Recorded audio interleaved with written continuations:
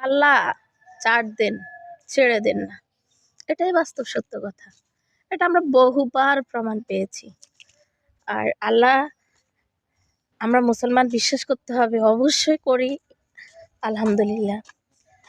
না হলে তো এত বছর পর বাবরি মসজিদ আবার নির্মাণের সূচনা হতো না।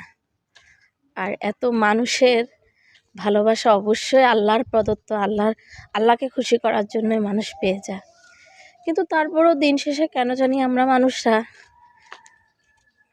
স্বার্থপরতা খুঁজি।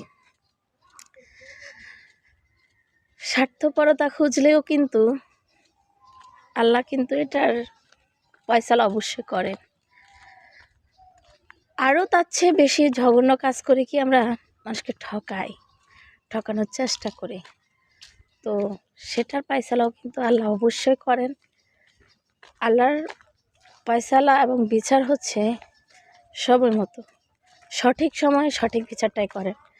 আর আরেকটা কথা হচ্ছে, যদি প্রাপ্তিরও জিনিস হয় যে হ্যাঁ আমার জন্য এটা পাওনার, সেই জিনিসটাও কিন্তু সময় মতো আল্লাহ আমাদেরকে দান করেন। শুকরিয়া আদায় করে সব কিছু মিলে আল্লাহর দরবারে আলহামদুলিল্লাহ।